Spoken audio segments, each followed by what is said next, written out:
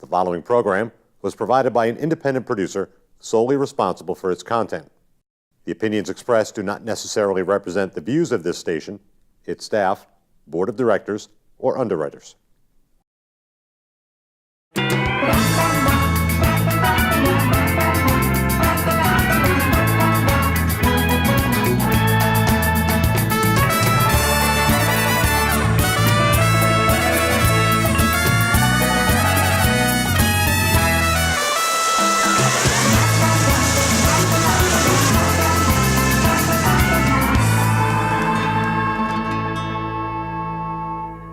Hello and welcome to the Happiness Jungle TV show. CamiBaker.com here. I am your guest host today, and I'm super excited to have a brand new friend with me. Sometimes I have people on that I've known for years or have met several times, and today I'm meeting Holly for the first time. That's right. But we have seen each other on Facebook, and we've had a nice conversation on the phone. Yes. And through that conversation, we decided, what the heck? Let's do a little PR. Let's have a little fun on camera. Exactly. So talk to us, Holly. Tell us a little bit about yourself. So my name is Holly Chessman, as you mentioned, and I come from about 20 or so years. It's a little frightening to say that, but a couple of decades worth of working in the tech world. I've run marketing for tech companies, and they've been big and small, and I've noticed it doesn't really seem to matter which size company I'm at. There are not many women at all of them. And it's been a difficult journey to try to figure out how to navigate all of that. It really hit me, I think, around the time when I was first at the beginning of my career and was looking for a promotion, and there was a perfect position for me. And I thought I was completely qualified for it. I had talked to my manager about it and everything, and I didn't get the position. And I felt like the floor had just fallen out from underneath me. What happened? I was so qualified. Exactly. I couldn't understand what had happened. It was really confusing. So after a bit of screaming and crying, going into my car and banging on the wall for a bit, I started questioning myself and thinking, well, what did I do wrong? What could I have changed? And that's when I realized that I was really questioning myself all the time. That I would be in this room full of mostly men. I'd feel very intimidated. And I would always be saying, oh, is it okay for me to be here? And if I started a sentence with someone who would be like, excuse me, I'm so sorry. Would it be all right if I did this? Just like constant apology and constant questioning of whether or not I should be allowed to be here. And that's when I realized I really needed to change my attitude. I needed to give people other cues to follow because they were obviously following whatever cues I was giving them. So I gave myself an internal promotion. This was not an external promotion. I just said to myself, okay, you're going to be from now on, you're going to be an expert. But if you're an expert, just like with any promotion, there are certain rules you have to follow and goals you have to meet. So no more questioning myself, no more going into a room and not giving my opinion because I was afraid or nervous or not sure that I should actually be there. And if I was in a situation that was not working for me, I would either make the changes I needed to make it work, or I would find something new that was going to work for me. I love what you're talking about, Holly. I was just having a conversation with somebody last week about this.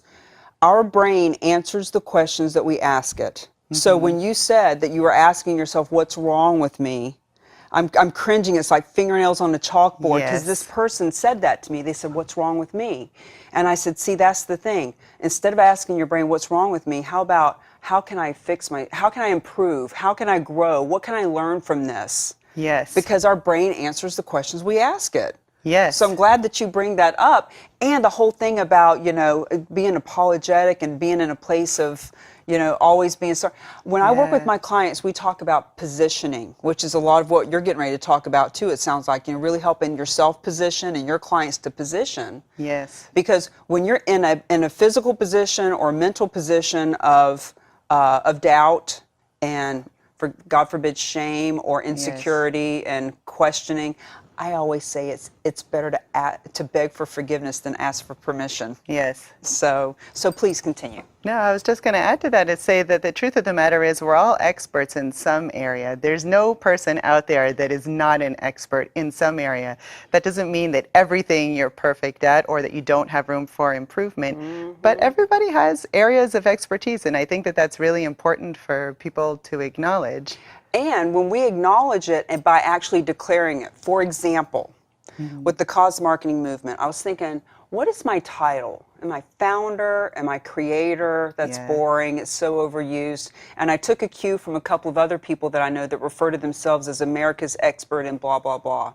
So as of last week, I started touting myself as America's authority on the cause marketing movement. Perfect.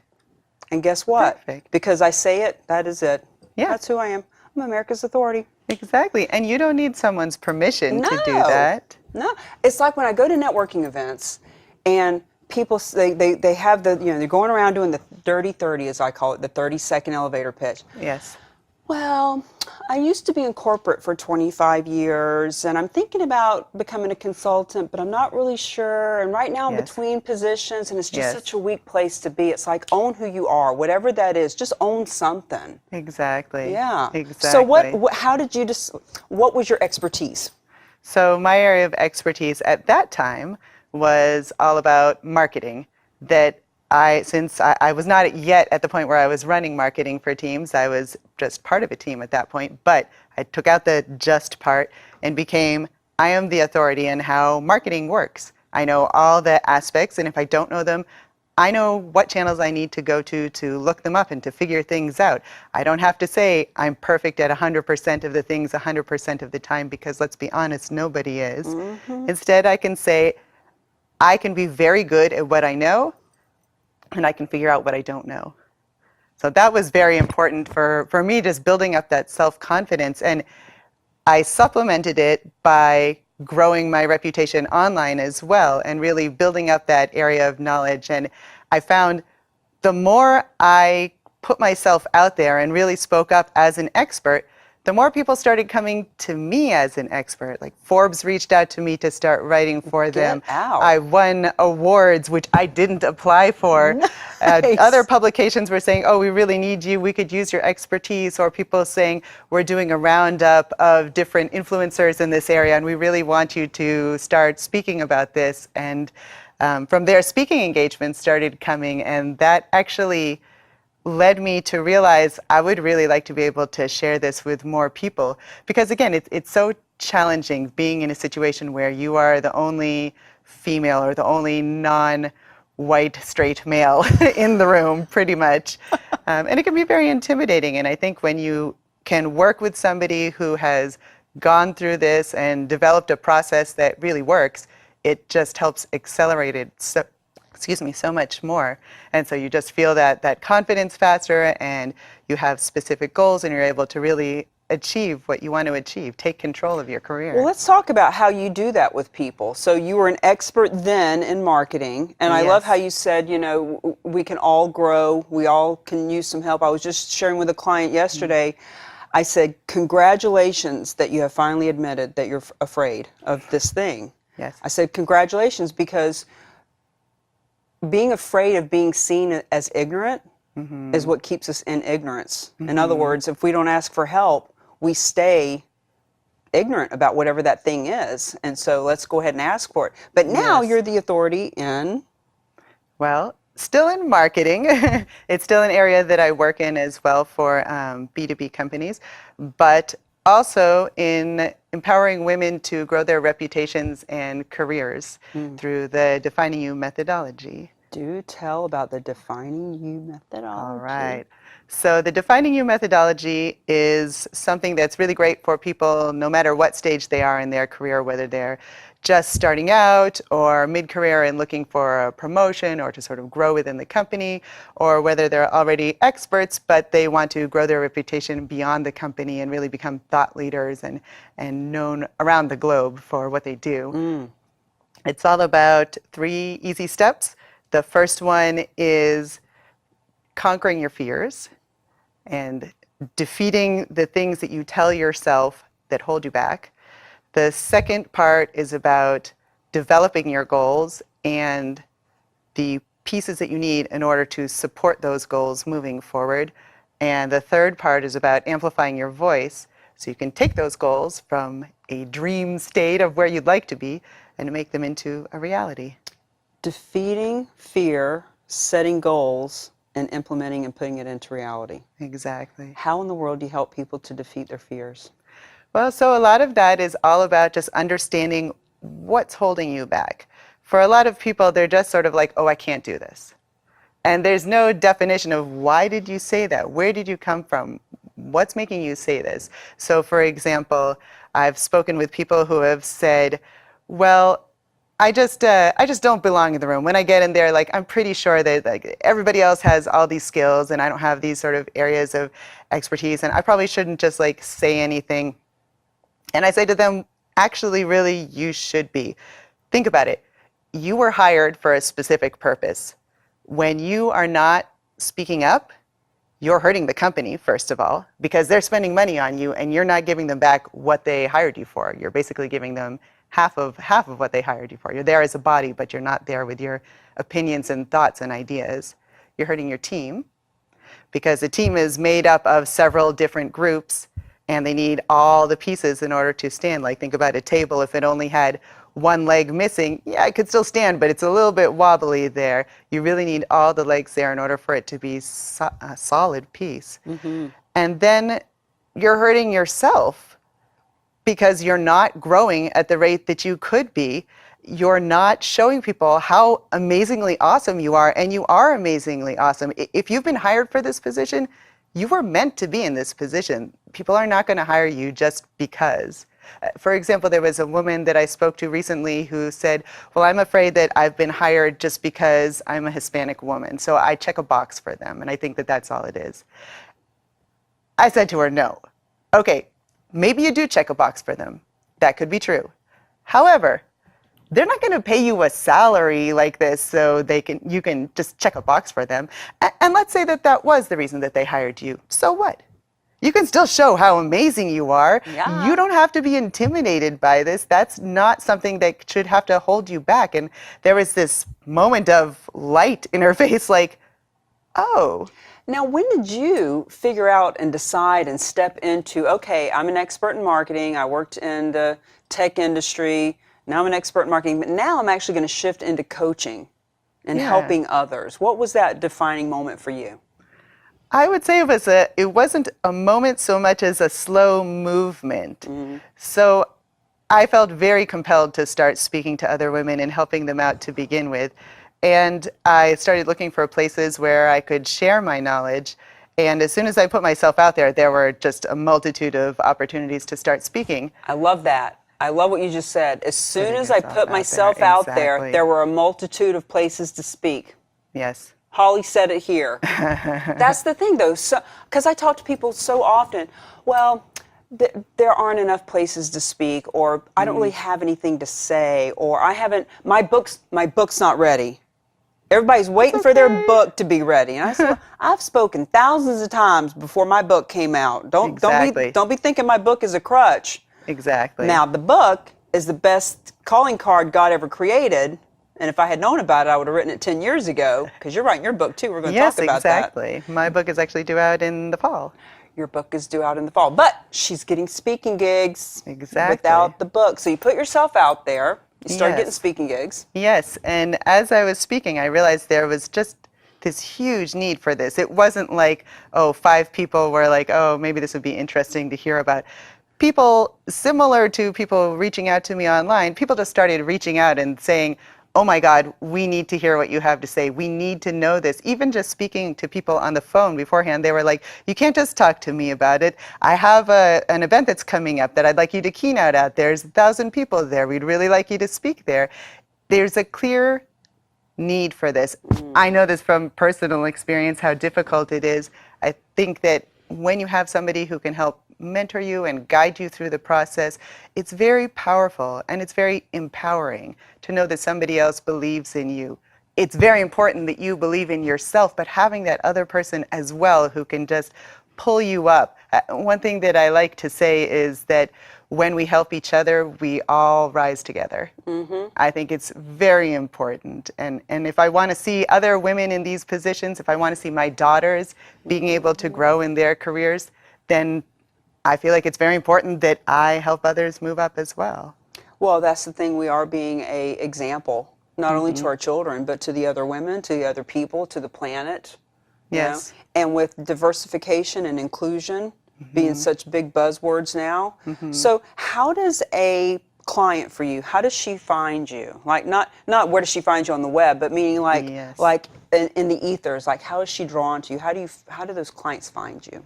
You mean in the sense that what do they feel like is attractive that makes Sure. them want to work Yes, with me? thank you. So generally, I would say when they hear me speak or when they read the words that I've written, there's something that just resonates internally, because I think so many of us are really busy putting ourselves down. We forget that we should be being our own best friends. Like, just imagine if you treated yourself like you treat your own best friend on a consistent basis. You would never say to your best friend, "Oh, girlfriend, don't go for that promotion. You really stink."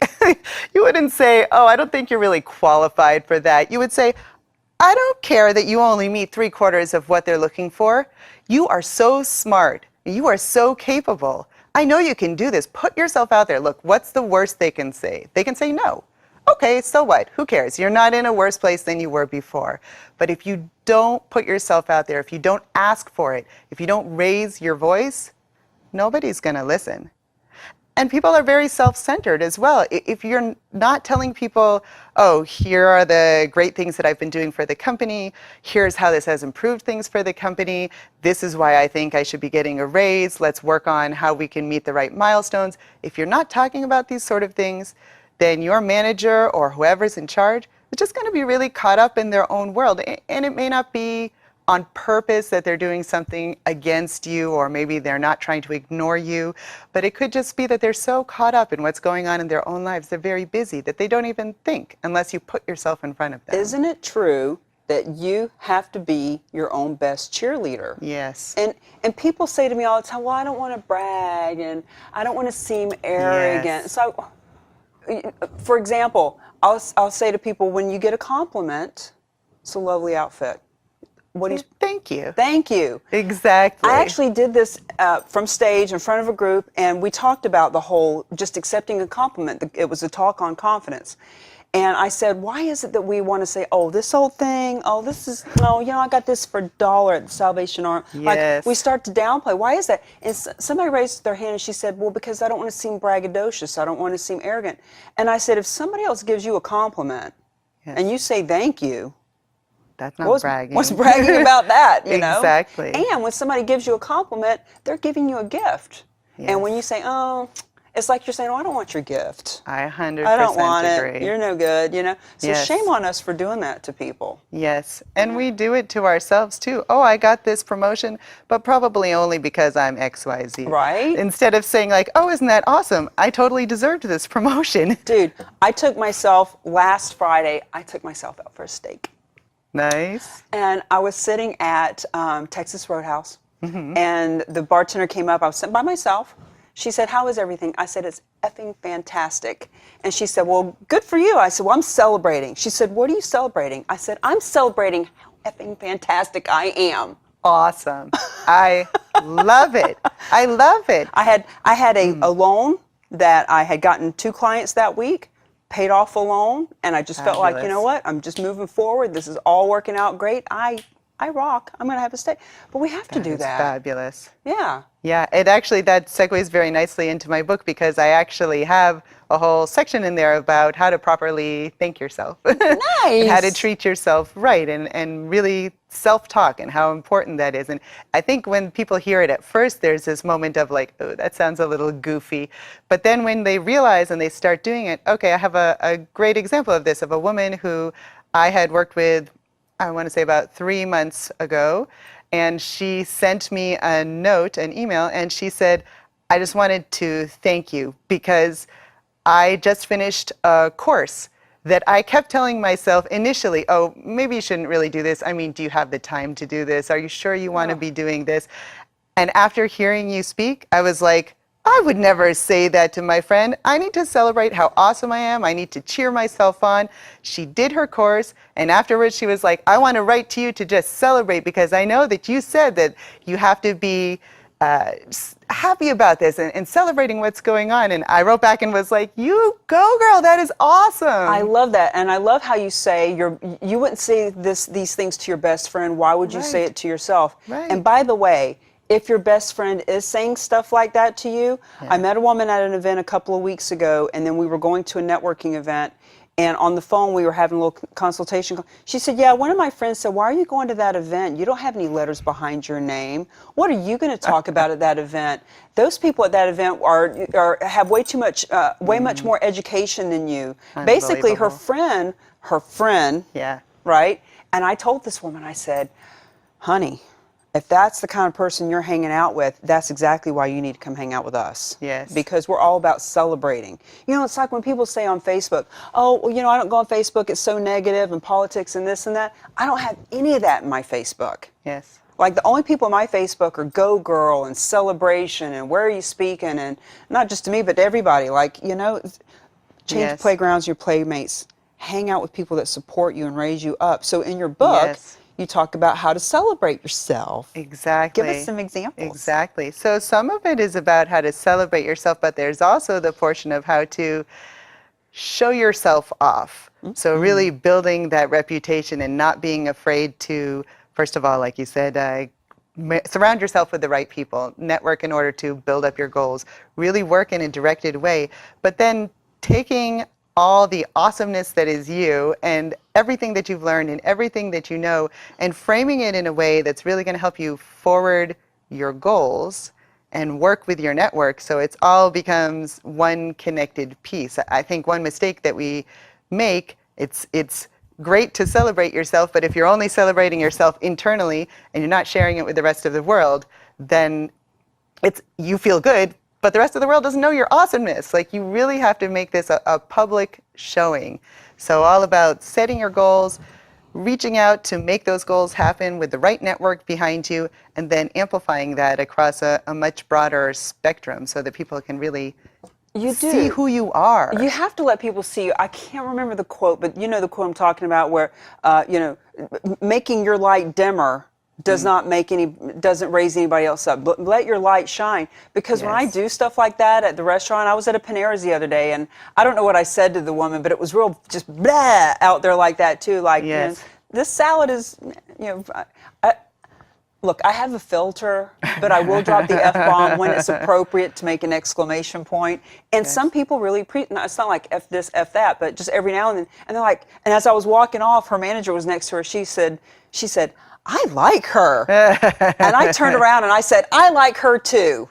Awesome. Because, but here's the thing, it's not being braggadocious, it's not being cocky or arrogant, it's about enjoying life. Yes. And letting other people see you enjoy life, because that gives them permission to enjoy life too. Yes. Yes. You know? And there's a big difference between saying, oh, I'm so much better than everybody else in the world, and saying, oh, look what I did. This is really fun. This is really great. And I love to help people get started out on that process by offering them a free guide to getting started on social media.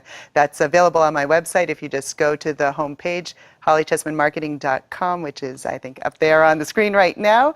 They can go ahead and download that and become part of the Insider Crew, where I share a lot of really great information about how people can grow their careers and their confidence and really hit the goals that they're aiming for, so they're not just working away, but they're really working towards something. So, isn't it awesome to create that which you say you are? Yes. And to really live into your purpose. I'm so grateful on a daily basis for just living my purpose and my goals and meeting people like you that are doing the same thing and inspiring others. Too. It's so awesome to hear about, you know, this lady that saw you speak, read your words, got inspired, wanted to send you a beautiful message. Talk to us a little bit more about your book. So my book actually expands on the stuff that I talk about already, the pieces, the Defining You methodology, and how you can really make that work. One of the things that I loved about writing it, so I enjoy listening to inspirational speakers, but I enjoy it even more when people give me actual action items that I can take away from it, worksheets and pieces that I can fill out so I can make whatever they were talking about become a reality for myself. So one of the great things about this book is that it gave me an opportunity not just to share stories and to talk about how people could do it, but also to give really concrete examples of, let's take what we're learning here, step by step. You can implement it in your own life. Here's an example of how this worked in real life, and now you can take that and do it yourself. I think I'm going to steal that for my next book.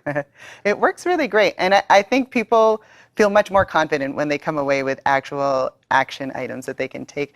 And one important thing that I would say about the book and about the Defining You methodology as well is that you may not need all of the pieces. So you may say, you know what, I don't really have anything in the way of self-doubt, or I don't have that much, because I think all of us have a certain level of it.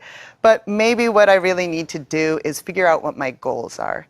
Because I'm just kind of moving forward without any specific purpose. I'm just hoping good things will happen to me. So maybe that's the important part. Or maybe you already have your goals, but you're not really sure how to grow that voice so you can become an expert in the area that you want to be known in. Is where's your goal? Maybe your goal is, I want to be quoted by the media. I want to write for Forbes. So that part of it might be the most relevant. So what I really hope with the book is that people don't use it as something that they just leaf through and then they're like, okay, I'm done, and put it on the shelf. I would really love for this to be something where people can come back and really use it as a reference point and take pieces like the Pocket Guide to Social Media, which is on my website, and other pieces that are involved in the book, and really come back and say, okay, I got my first set of goals. I've already accomplished them. But now I have some new goals that I want to accomplish. And so I'm going to go back to the book, and I go back through these sections. Here are the pieces that I needed to fill out in order to figure out how to make this work. And I'm going to go ahead and hit those goals too. You know, it's a cycle. It's not an ending point. The very last chapter in the book is actually called "This is the Beginning," because this isn't the point where you finish. There's no end point. It's your life. You know, and that's what you want to make work. And they can use that, and you can use that as a bit of a guidebook or a workbook or something for an upcoming program or anything like that as well. Exactly. So in our last few seconds together, Holly, what is a book? Who is a mentor? What is something you can leave our audience with that they can implement today? So I would say take your mentorship piece, because I do think that's an important thing, and say, just remember that a mentor doesn't always have to be a person that you speak with every day. It could be somebody who, I consider Michelle Obama to be one of my mentors. Nice. I haven't met her. I'd really love to meet her. I'd love to be best buds with her. But this is somebody who helps guide me in my life and figure out, like, how do you balance work and family, and how do you talk with grace and hold yourself well. So a mentor doesn't have to be somebody that you see all the time. It can just be somebody who's meaningful in your life. And that's the last word from Holly. Thank you, Holly. You're welcome, and thank you for having me.